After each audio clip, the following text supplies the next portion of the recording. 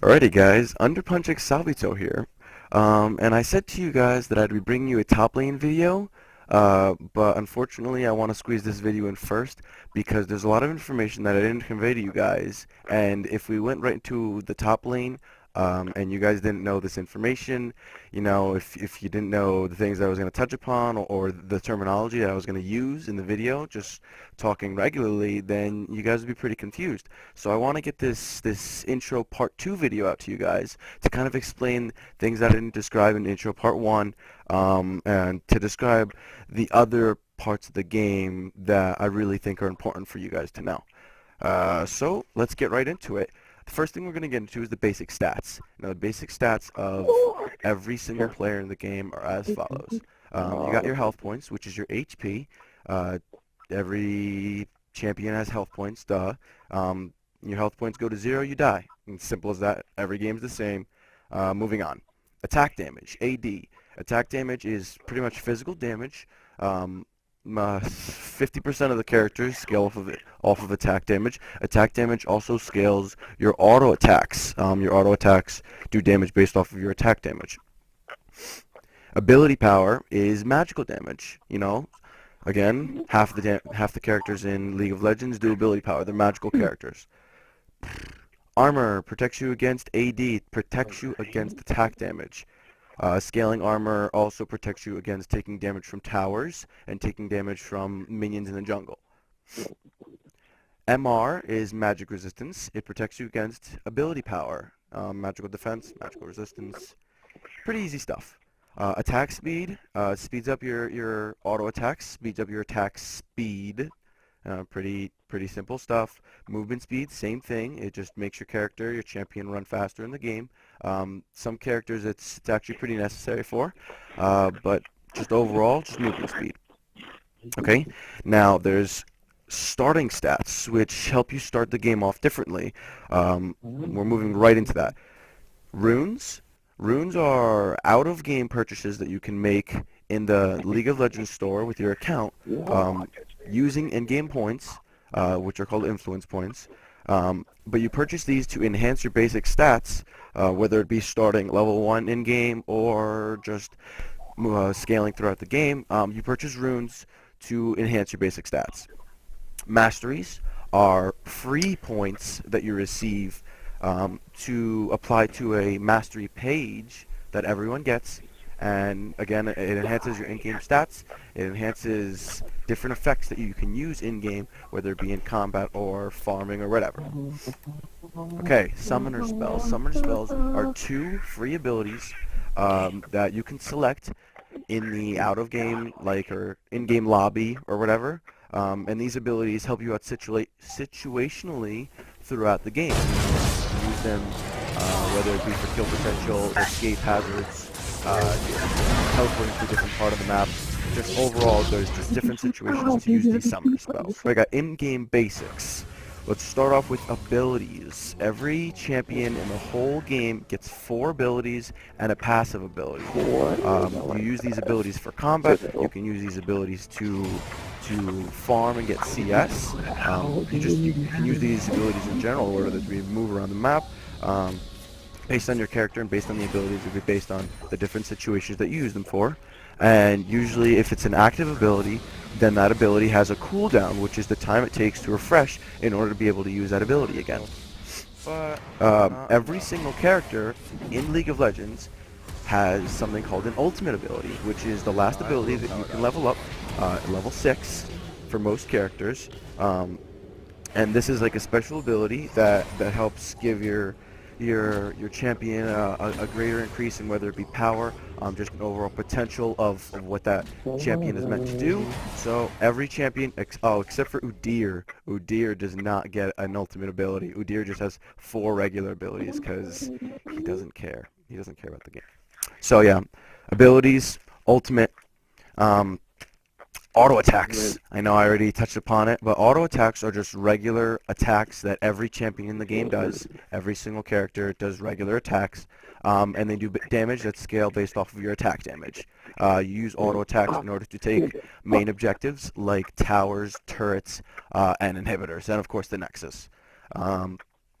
You can also use these for uh, other secondary objectives to take in the jungle. Um, but yeah, overall objectives and extra damage output in fighting.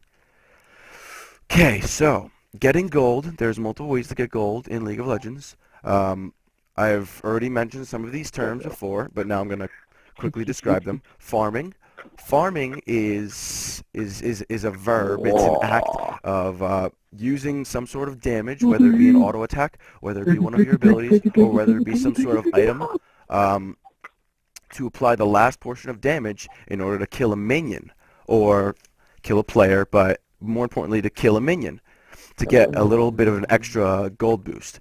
Um, Now, creep score is the number of minions that you last hit or that you farmed.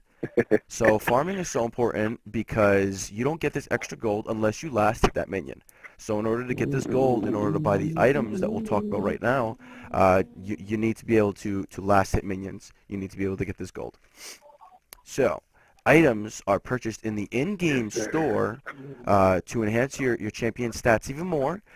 Most items in the game have extra passives that can enhance your champion thus further, and some items even have active abilities in which you can literally attach it to a certain key in your keyboard, where keys 1 through 7, and you can literally use this item as if it's an ability. These items have usually some sort of crowd control to them, some sort of buff or debuff to the enemy. You know, each active has a different task that it fulfills. Okay, so different items fill up different slots. Each champion gets 6 slots that they can fill up with items, and these 6 slots are called your build. Your item build, different items, of course, enhance different stats, and this is what makes you what kind of character that you're going to be in the game. We'll talk about that when we talk about the roles. So, different objectives that we take in the game. First off, let's start off by talking about warding.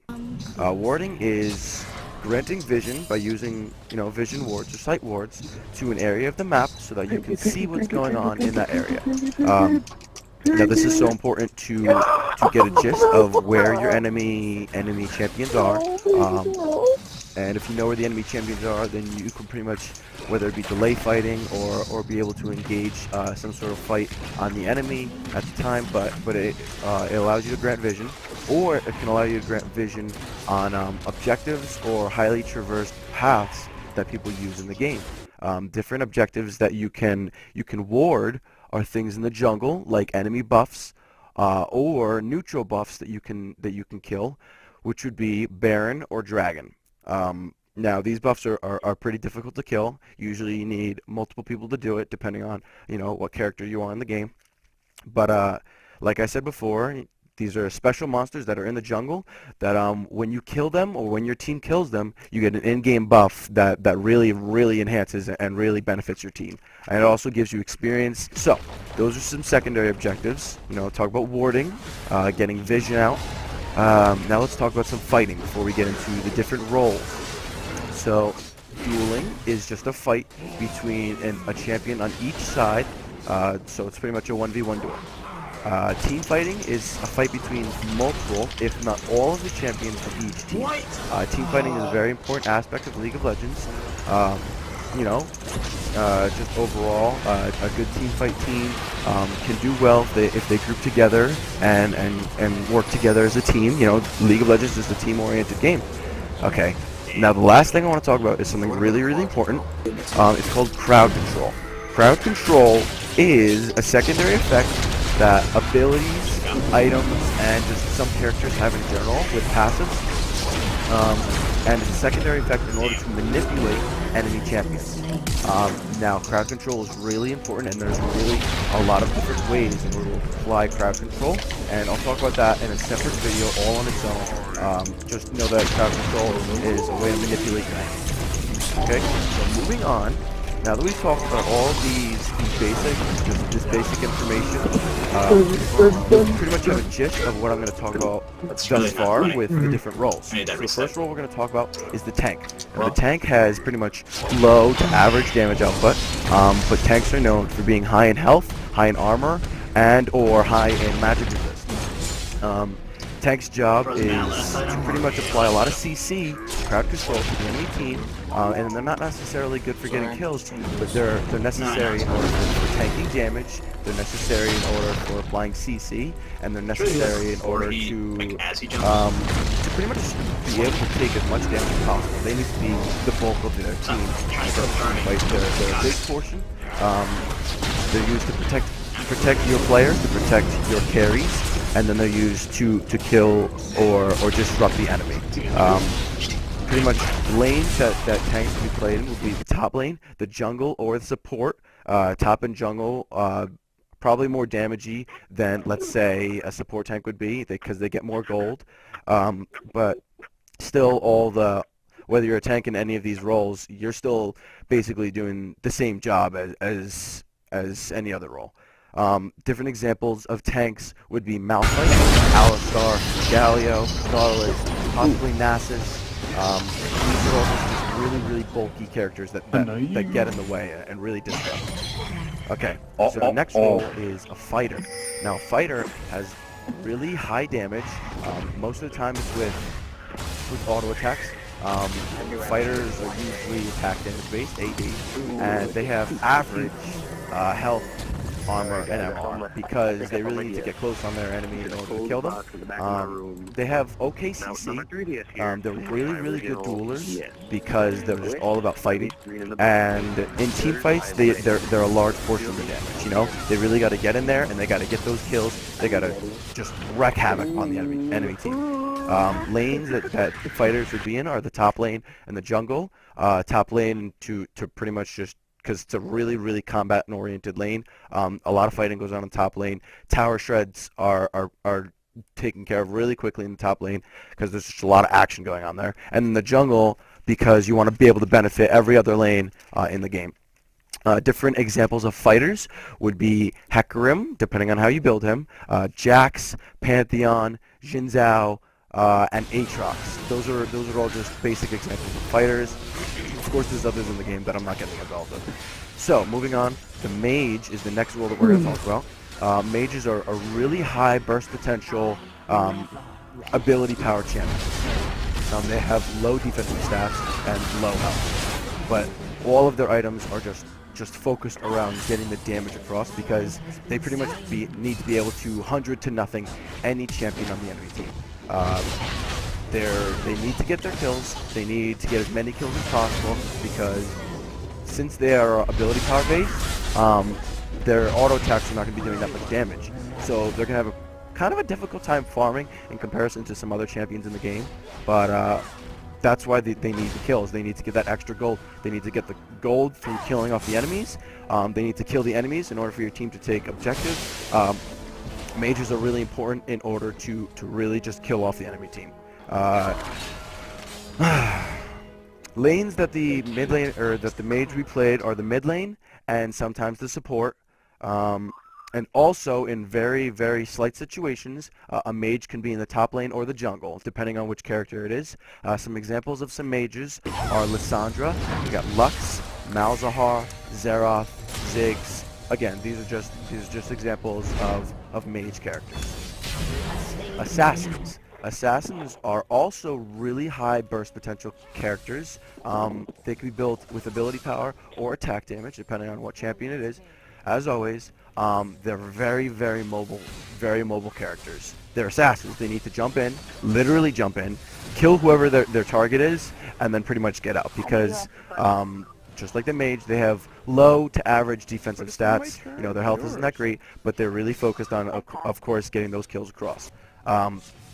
They have probably slightly more burst potential than a mage would have. They have really good kill potential. They're assassins.